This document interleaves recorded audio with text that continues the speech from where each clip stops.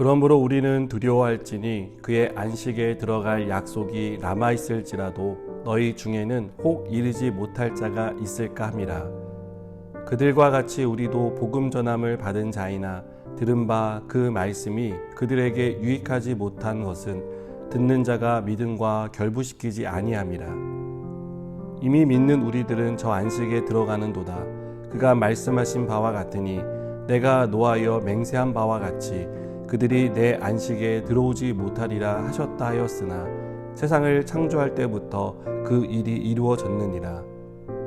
제7일에 관하여는 어딘가에 이렇게 일렀으되 하나님은 제7일에 그의 모든 일을 쉬셨다 하였으며 또다시 거기에 그들이 내 안식에 들어오지 못하리라 하였으니 그러면 거기에 들어갈 자들이 남아있거니와 복음 전함을 먼저 받은 자들은 순종하지 아니함으로 말미암아 들어가지 못하였으므로 오랜 후에 다윗의 글에 다시 어느 날을 정하여 오늘이라고 미리 이같이 일렀으되 오늘 너희가 그의 음성을 듣거든 너희 마음을 완고하게 하지 말라 하였나니 만일 여호수아가 그들에게 안식을 주었더라면 그 후에 다른 날을 말씀하지 아니하셨으리라.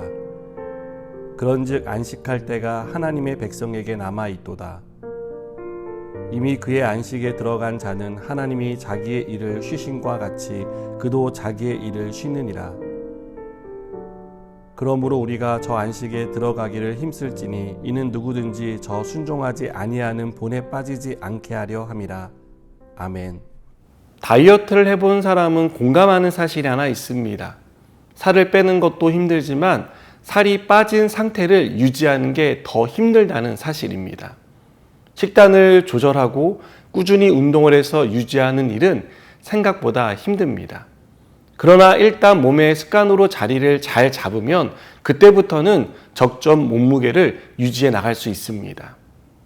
우리가 믿음으로 사는 삶도 다이어트 하는 것과 비슷한 면이 있다고 생각합니다. 믿음이 없던 사람이 믿음을 갖는 일은 굉장히 힘든 일 중에 하나입니다. 그러나 그보다 더 어렵고 힘든 것은 믿음을 지켜가는 것입니다.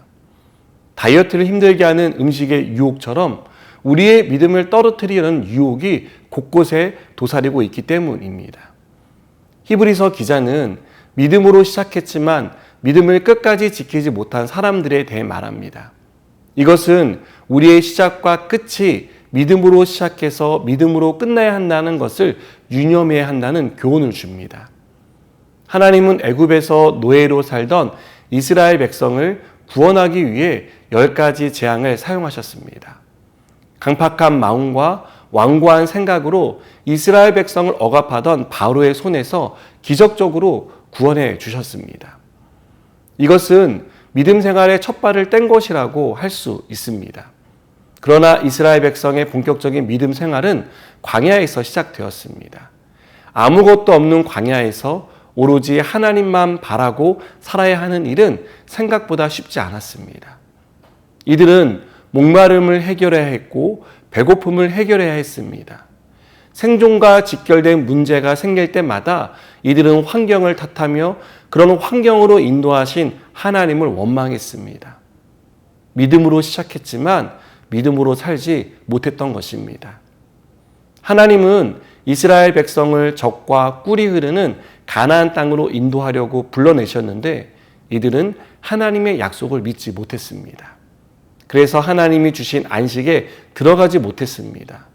끝까지 믿음을 지키지 못한 결과입니다. 여러분, 믿음이 무엇이라고 생각하십니까? 믿음은 구호가 아닙니다. 우리가 입술로 믿습니다라고 말한다고 해서 믿음이 생기는 게 아니라는 뜻입니다. 믿는다는 구호로 믿음의 역사는 일어나지 않습니다. 믿음은 믿음의 행동인 순종을 요구합니다. 믿는다면 순종해야 합니다.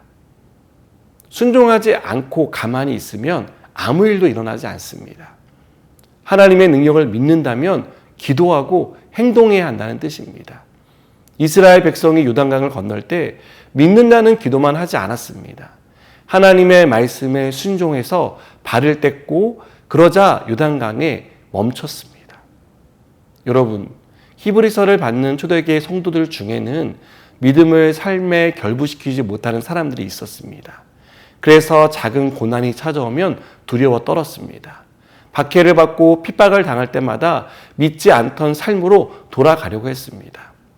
이렇게 믿음과 삶에 결부되지 못하면 고난에 굴복하는 것입니다. 박해와 핍박을 이겨낼 힘이 없는 것입니다. 믿음이 믿음의 삶으로 발전하기 위해서는 말씀에 순종해야 한다는 사실을 기억하시기 바랍니다. 하나님의 말씀을 믿는 삶의 행위가 있어야 합니다. 말씀대로 따라 사는 것, 말씀하신 대로 이루어질 것을 믿고 인내하는 것이 믿음의 순종입니다. 사랑하는 여러분, 우리가 믿음으로 순종할 때 우리는 믿음의 길을 끝까지 완주할 수 있는 줄 믿습니다. 바울은 디모데후서 4장 7절과 8절에서 나는 선한 싸움을 싸우고 나의 달려갈 길을 마치고 믿음을 지켰으니 이제 후로는 나를 위하여 의의 면류관이 예비되었으므로 주 곧 의로우신 재판장이 그 날에 내게 주실 것이며 내게만 아니라 주의 나타나심을 사모하는 모든 자에게 주신다라고 말합니다. 저는 이 고백이 우리의 고백이 되었으면 좋겠습니다. 그러기 위해 끝까지 순종하는 믿음의 사람이 되기를 축복합니다. 기도하시겠습니다. 하나님, 우리가 하나님의 말씀을 온전히 믿게 하시고 믿음을 따라 순종할 수 있는 순종의 사람 되게 하여 주시옵소서. 예수님의 이름으로 기도드립니다. 아멘.